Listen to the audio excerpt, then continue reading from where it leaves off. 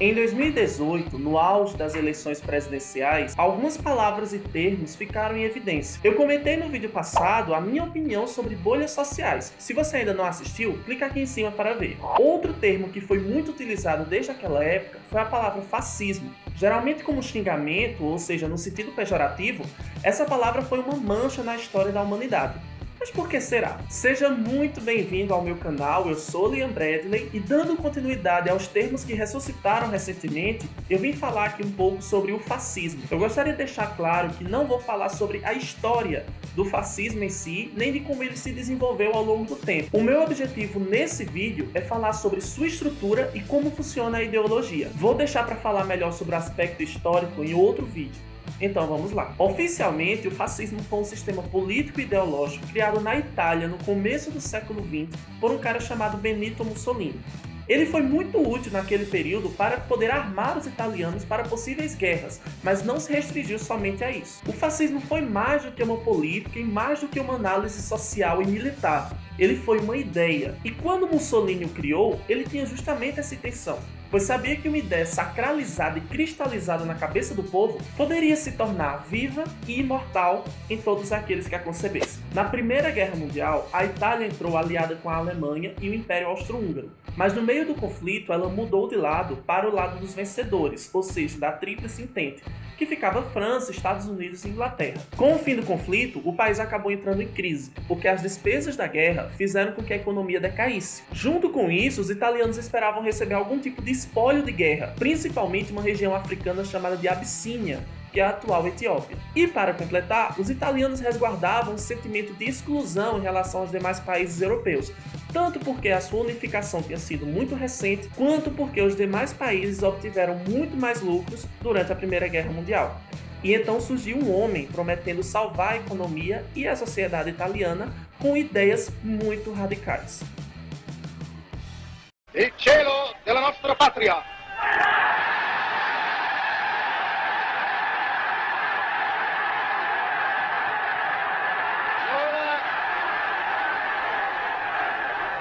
Cavicciere! Saluto al Duce!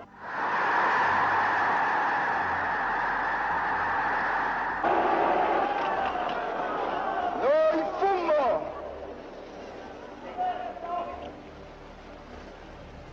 Grandi quando dominammo il mare. Roma non poté arrivare l'impero che umilia il nostro vigore di vita.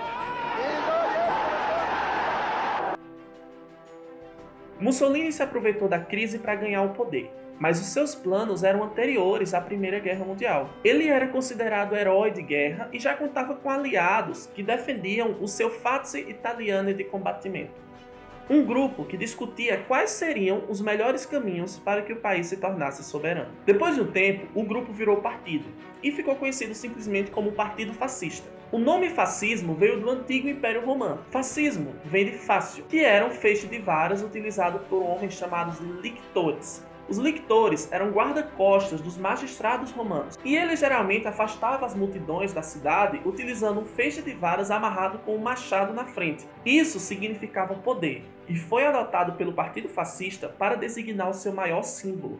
Poder é a palavra que melhor resume a ideia do fascismo. A partir de toda essa ideologia, simbologia e discursos de Mussolini, o povo italiano comprou a ideia muito facilmente e começou a espalhá-la por todo o país. Por quê? Bom, podemos dizer que por dois motivos principais.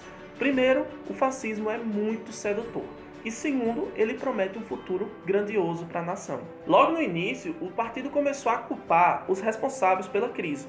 Geralmente comunistas, imigrantes estrangeiros, as potências vizinhas como a França, Estados Unidos, Inglaterra e outras que também lucraram com a crise. Depois, divulgaram a ideia de que a única maneira de se construir um novo e soberano país seria dizimando os grupos responsáveis pela sua ruína. Paralelamente a esse discurso, ou seja, ao mesmo tempo que eles faziam esse tipo de discurso, Mussolini também falava sobre o poder e a força do povo alemão, sobre a grandiosidade histórica daquela nação e de como o trabalho era importante para um futuro próspero. Outro ponto importante para a consolidação da ideia fascista foi a exaltação da história do povo.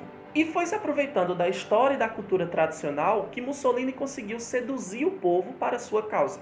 O fascismo rejeitava a democracia, porque dizia que ela era simplesmente uma ditadura da maioria e que números não podiam governar um país.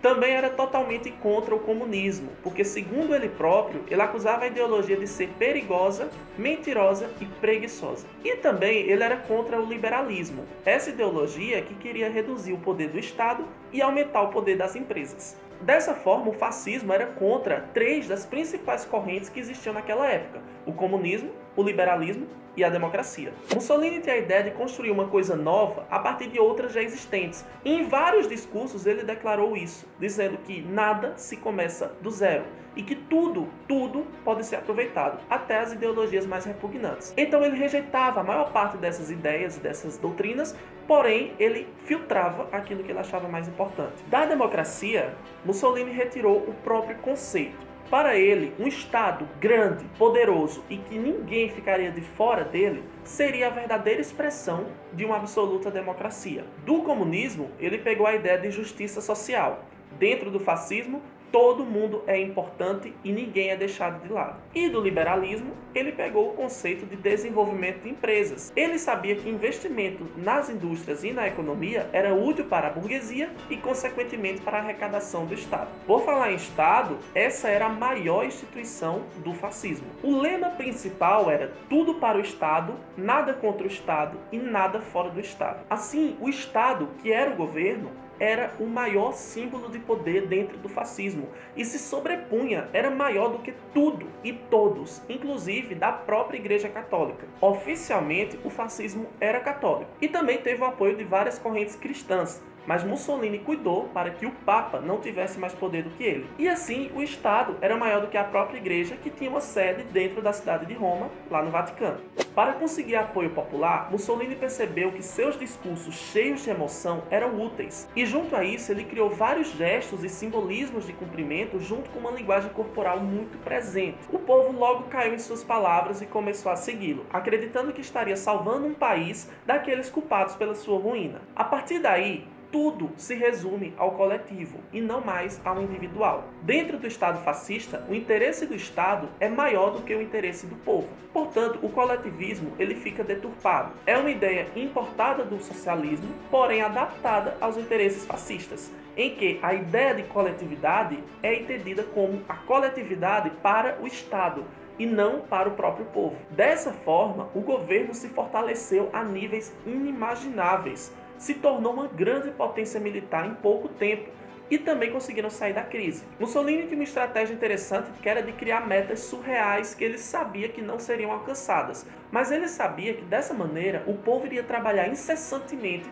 para tentar alcançá-la. Dessa maneira ele conseguia fazer com que o Estado se desenvolvesse, uma arrecadação de impostos maior, o trabalho ainda maior, ou seja, explorando o próprio povo. Para poder avançar dessa maneira, se tornar uma potência militar e sair da crise, muitas pessoas tiveram que pagar por isso. Milhares foram perseguidos e mortos, outros torturados e outros exilados. E o próprio povo era explorado pelo Estado, vivendo em uma ditadura totalitária. Mussolini, que era militar, encheu o governo de militares e também os espalhou pelas ruas, pois a exaltação ao exército é uma das características do fascismo. Atacou universidades, censurou professores, criou um plano de educação doutrinária e baniu artistas do país. Todas as críticas feitas ao seu governo foram censuradas e seus autores perseguidos e até mortos, já que a imprensa tinha deixado de ser livre e foi estatizada. Mas ao mesmo tempo, as grandes empresas encontraram terreno fértil no fascismo e a burguesia italiana foi a que mais lucrou com esse projeto. Uma vez que o Estado crescia e enriquecia com a exploração da população, as riquezas eram divididas por quem estava no poder, incluindo seus aliados banqueiros, industriais e empresários. Dessa forma, o capitalismo cresceu dentro do fascismo, incluindo com grandes projetos de privatização de empresas italianas. Assim, podemos dizer que o fascismo era capitalista, porém de uma maneira diferente do que nós entendemos como capitalismo hoje.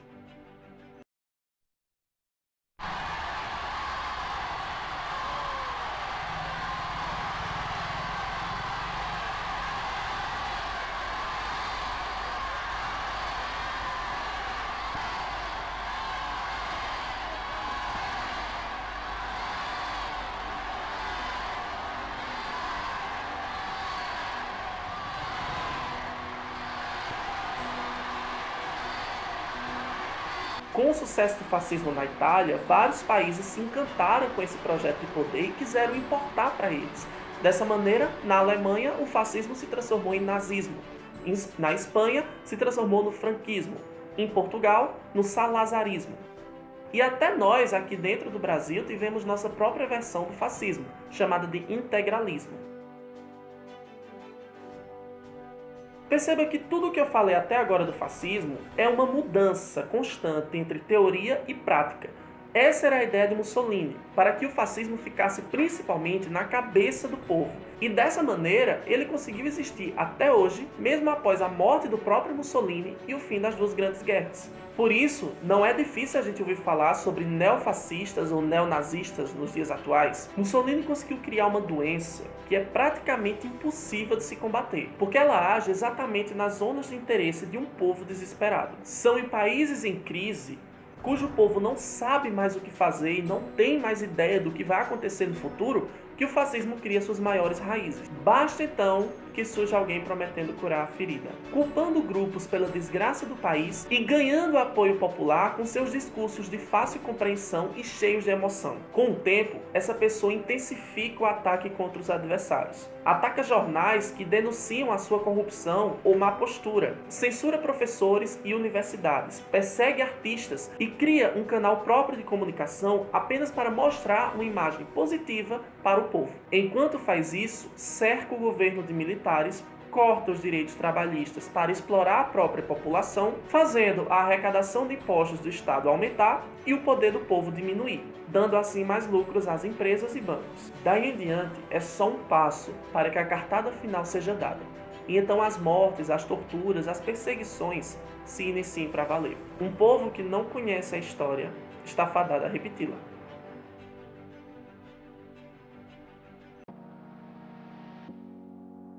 Se você gostou desse vídeo, não esqueça de deixar o gostei aqui embaixo. É de graça, não custa nada e vai me ajudar imensamente com a produção de mais vídeos como esse. Inscreva-se no canal para receber atualizações em seu YouTube e compartilhe com a família, os amigos e com a escola. Leve o conhecimento ao público. E por falar em conhecimento, se você gostou do tema sobre o fascismo, eu tenho aqui duas indicações de leitura muito importantes para você entender a ideologia e como funciona melhor a estrutura de implantação desse sistema. O primeiro é esse aqui, do próprio Mussolini, Fascismo, a Doutrina. Essa minha edição ela veio junto com outro livrinho do Leon Trotsky, de como combater o fascismo. Para quem não sabe, os maiores inimigos dos fascistas são os comunistas, e Trotsky fez sua parte para tentar combater. O livro ele é muito pequeno, ele tem 50 páginas, eu acredito. A minha edição tem 38 páginas. Ele é bem curto, porque ele é um resumo do fascismo feito pelo próprio Mussolini a partir de seus discursos. Mas é importante ler também as notas do autor, que aí vai dar mais ou menos umas 50, 51 páginas, tá certo? Esse livro aqui é muito importante para entender o que é o fascismo. Tá aqui uma indicação. E o outro interessante é esse daqui, ó. É um livro um pouco mais atual, chamado Como Funciona o Fascismo, a Política do Nós e Eles, do Jason Stanley.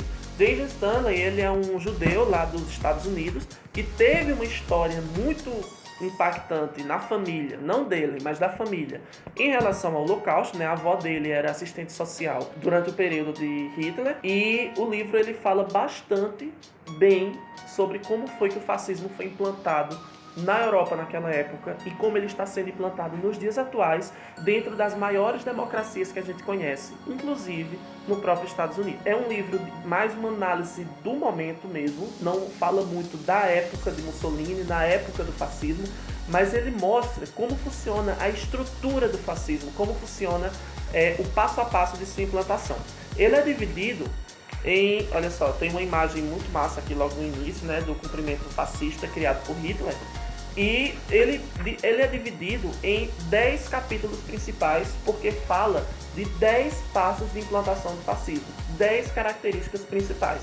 E vai desde, ó, o que nós falamos aqui, o passado mítico, que é a valorização da história tradicional de um povo, que eu falei aqui com vocês, até o último capítulo, que é o Arbeit macht frei, que significa o trabalho liberta, que é a exaltação do trabalho feito no fascismo, que nós também falamos aqui no vídeo. Esse livro é importantíssimo e, na minha opinião, deveria ser leitura obrigatória para todo mundo que vive nesse planeta. Então é isso. 2 indicações aqui, eu tenho mais, só que para uma introdução ao fascismo, eu acredito que essas sejam as mais importantes. Agora sim, estou me despedindo. Muito obrigado pela sua audiência e nos vemos no próximo vídeo. Até lá!